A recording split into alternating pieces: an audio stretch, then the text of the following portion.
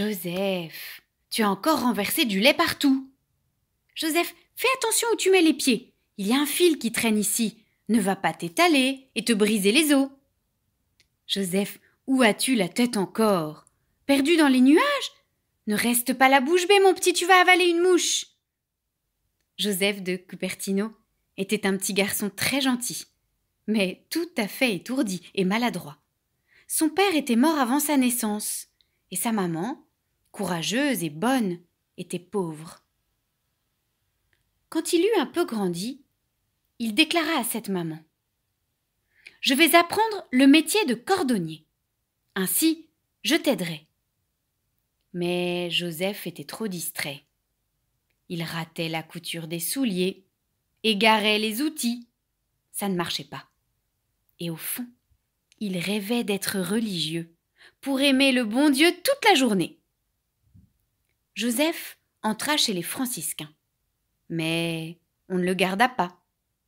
Il frappa ensuite à la porte d'un autre monastère, chez les Capucins. Mais, au bout de 8 mois, on le renvoya encore. L'oncle de Joseph, désolé, plaida sa cause chez d'autres franciscains, un peu plus loin dans la vallée.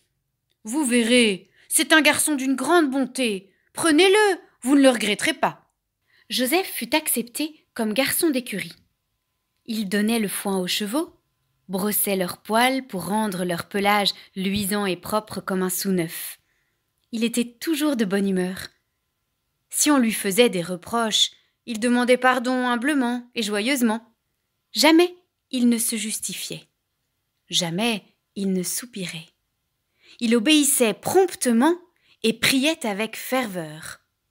« Cet homme est très pieux, » dit le supérieur. « Il pourrait devenir prêtre. » Hélas, pour devenir prêtre, il faut étudier.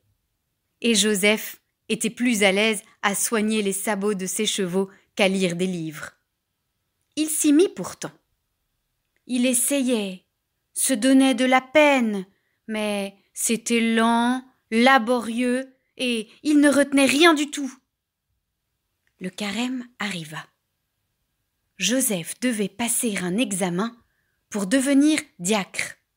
Mais il n'avait réussi à retenir qu'un seul verset de l'Évangile, celui de la femme qui s'était écriée en voyant Jésus. « Heureuse la mère qui t'a porté en elle !»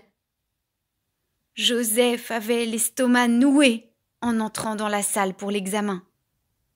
On lui dit: « Vous expliquerez le verset suivant.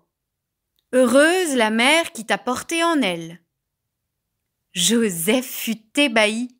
C'était le seul qu'il connaissait. Jésus est si bon. Il appelait son Joseph comme prêtre. L'humilité et la gentillesse du garçon d'écurie lui plaisaient infiniment. Il s'était organisé pour que Joseph réussisse, voilà tout.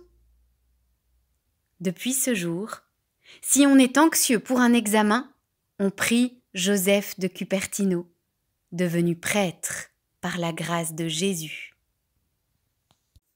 Seigneur, moi aussi je suis parfois étourdi ou maladroit.